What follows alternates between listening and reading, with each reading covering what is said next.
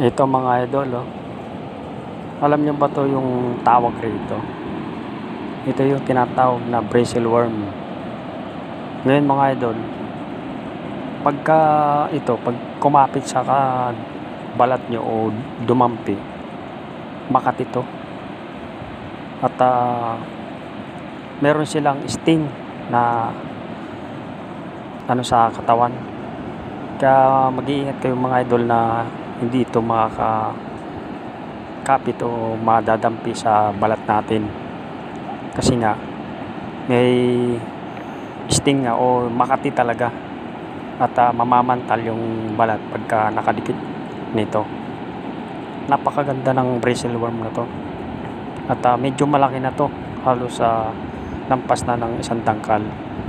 Nakita ko siya nung namamana ko nung gabi na yan. Napakaganda niyang